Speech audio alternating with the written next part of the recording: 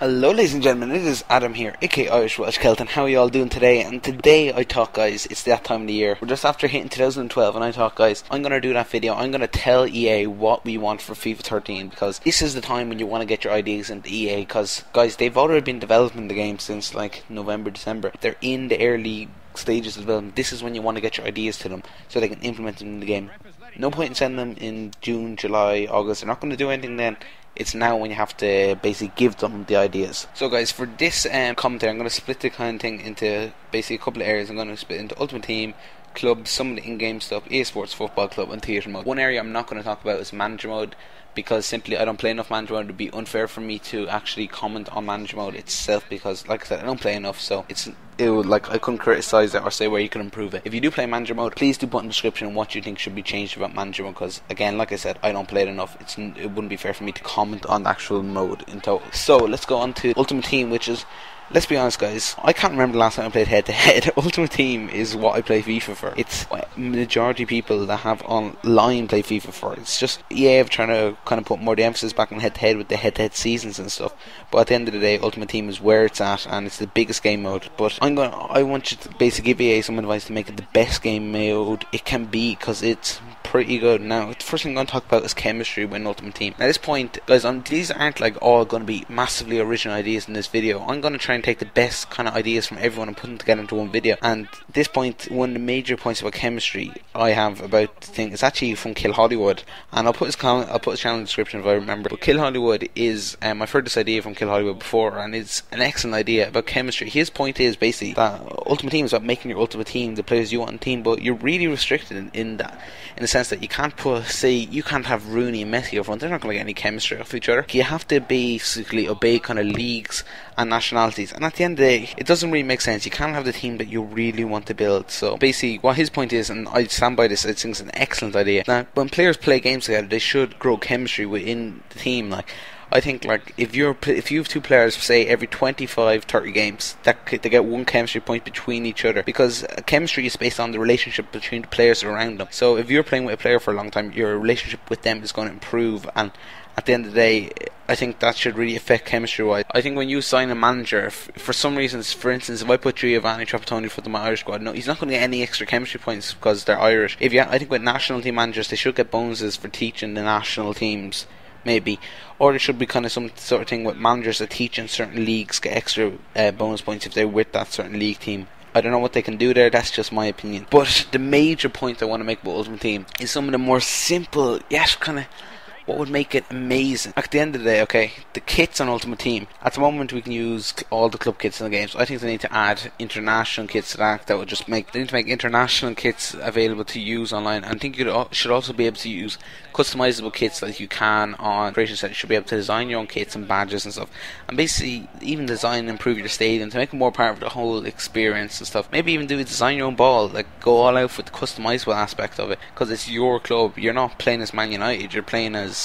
whatever. My club's got Lemmer Greals, and I want Lemmer Greens to have their own kits. So basically, at the end of the day, maybe that's an option you can implement, that you can choose to use existing kits or maybe use your own kits. But the major point I want to make is about trading Ultimate Team, because trading is what Ultimate Team is based around. Trading players, buying packs, buying players off the market, and search function feature within Ultimate Team is really poor. I'm not going to lie, it is really, really poor. For instance, the other day, Richard Dunn had just come out of in Ultimate Team as inform for that week. I want him for my Irish national team, so I go to search Richard Dunn. Now if I want to search Richard Dunn, for instance in Football Manager, maybe I can type in Dunn in the search bar. Give me everyone that's called Dunn. Richard Dunn will probably be at the top because he's the highest priority. In Ultimate Team, I have to go on centre back, Republic of Ireland, Aston Villa, Premier League. I search that, I get Richard Dunn along with Kieran Clark, the two regular versions, and then Richard Dunn's inform cards scattered amongst them. In my opinion, you should be able to put on the search feature inform or non-inform or both. The actual way that you search it is, I don't know, they should do it like, maybe say on the menu you go to Premier League, you select your club, and then you can select a button, maybe click Y or X or something, and it would bring up the list of the players in the club. You can click on the player's name and then just search for that player. Because last year, I remember when I was doing my La Liga squad, I also had the same problem when I was searching for centre backs. I was trying Carvalho and Pepe when I was looking for their inform versions of them cards, or if I was looking for a certain one, I had to go through both of them players and both their inform versions which was a bit of a pain in the backside, to be honest. And it's just, I don't know, it's just something they need to change. They also need to actually, once you're searching for a player, at the moment EA sorts it by time left. I think you should be able to sort the cards in different ways. You should be able to sort it by time left, current bid, starting price, and buy now. It just would make it a lot simpler. Another point I want to make about the search function is for player position, player formation, managers, and manager formation, nationality, basically. I don't know why you cannot search for a formation card in a specific formation. It is so annoying going through pages upon pages upon pages upon pages of certain cards. It's so annoying. If I just want to get a 4222 card, I don't want to be searching through the 5212 cards and the 41212. It's just annoying, and it basically increases the prices of the cards itself, because if you think about it, if you could just search for the card, you could get the cheapest, and it would be a lot more competition amongst them cards. But at the moment, as it stands, the way EA have it sorted, you're basically going to be paying top dollar for them cards. Also, so you should be able to do that by position and by formation cards. With the managers, you should be able to search managers by formation and nationality. Simple. I don't know why they haven't done it by now. It is so annoying going through pages upon pages upon pages. Just really, really irritating. And the final thing I want to say is there should be a team management menu which you select players, basically kick takers, penalty takers, throw-ins, maybe not throw-ins, but say like the main set pieces for your free kicks, your corners, your penalties, and your captain. And you should be able to select players in order of which you want them taking them. It's kind of like Football Manager. You select your preference list of who takes the first. If he's not there, who takes the second, third, fourth, fifth, sixth, etc, etc, etc. It's just something I think would be nice, as opposed to having to randomly change it in the game. So guys, that's kind of my 2 cents on Ultimate Team. That was the main bit of the commentary, but if you have any more ideas, stick them in the comment section below. So next, guys, I'm going to be talking about clubs. Now, clubs in FIFA 11 was a game mode that I absolutely loved. I don't know what it is this year though. It's after just changing to a game that hasn't been as much fun. Now, I think with clubs, like I said with Ultimate Team, you need to be able to customise. Creation Centre has the kits, the badges, just a matter of implementing it in club. Again, guys, you need to be able to set the management and the set pieces prior to the game. You need to be able to set a default formation. I think would make clubs an excellent game mode, because at the end of the day, guys, right, my players rated best for corners, but I myself are useless at taking corners. So my friend Gav always takes the corners, but every game I have to actually change it to him take the corners. It's just so frustrating. I know you can click start and change it once you're in the game, but it's just annoying. You should be able to select an order of preference for them, basically them set pieces. Also, I want to say about pro keepers, they are ridiculously overpowered. EA seriously sorted out, do something. Either remove them completely the game or completely bring them down, because anyone can be a pro keeper and be good at it. It's just ridiculous how good they are. That just needs to be sorted. I think when you're searching, if you have an any on your team, you should be matched up against a team that has an any. If you don't have an any, you should be matched up against a team that doesn't have an any. It's just simple, because people are often, they don't like the any, they want to remove the any, or they want to put the any in the game. It's just kind of a point that people disagree on, so you should put that in the game. Okay, so next thing I'm going to say about the AI, either go back to the way you had it before in FIFA 09, where you just had the generic players all rated the same, or basically you could do this system, which if you want to make it more user interactive, this is what I think you should do. When you create a club, you start off with your 10 to 15 generic players, maybe, it depends on how many people are in your club, and with them generic players you can design them what they look like, call them names and stuff. And every game, in every game on clubs you get points like you do on head to head, and with them points I think they should translate to XP, and the captains of that club should be able to assign XP to the players. So as the clubs grows and the players grow, the AI grows as well. It would just make sense. It would be a nice feature within the game, and then you could prioritise certain areas of the pitch. If you were the manager, if you felt the defence is more important than midfield, the goalkeeper, it'd just be a nice touch. That's kind of my club's 2 cents. Again, if you have any more opinions on that, give it to me in the comments. So the next section I want to talk about is the in-game stuff. 2 little quick features I've noticed that need to be changed. There's so many stuff about in-game, I'm not going to go through them all, but keepers need to be able to get sent off. It's ridiculous. I was talking about this to Marius Herpset before, and he said that it's kind of, the keepers charge out randomly about them, so it's unfair to give someone a red card in that situation. But as I said to him, and I think this, and he agreed with me on this point, I think this should be a situation where a keeper could get sent off. If you're holding down Y to charge out your keeper and you're running against a player's last man back, it's inevitable he could be sent off. You're taking that at your own risk. You're calling your keeper out in that situation. So I think a red card should be able to be warranted in that situation, in my opinion. Also, guys, I've noticed this in clubs a lot. Players assign, when you're taking a corner, why is strikers assigned to the halfway line duty that like a left back would be doing?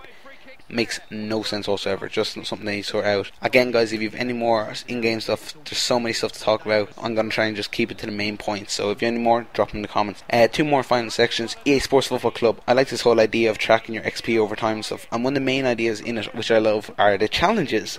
And they have two challenges a week, maybe one or two, and you get XP for them. And I really love doing these challenges, like to kind of recreate real life scenarios. And I had them in the World Cup game a couple of years ago, and you could play them all and you could just try and get them all. But on FIFA 12, for some reason, you have like, I think it's a 4-day period in which to play them, and it's really annoying because I want to be able to play every single one of them.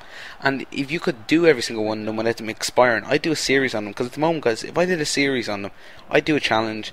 If I did it there and then, the second it came out and uploaded it that day, that would give my subscribers 3 days to do the challenges, and after that they wouldn't be valid. And that's only if I was on the ball when they came out. So at the end of the day, guys, I wish you could go back and do all in challenges, because I would love to, because it shows what challenges you haven't done, and I wish I could do them all. Just something simple I think they could implement and would make it excellent. Final bit I want to talk about, guys, is theatre mode. Now, theatre mode is a mode which I feel should be implemented. It's something they haven't in Call of Duty. And again, guys, I'm sorry this video is quite long. I'm looking at the time now. We're slipping on into like 13 minutes, 14 minutes probably.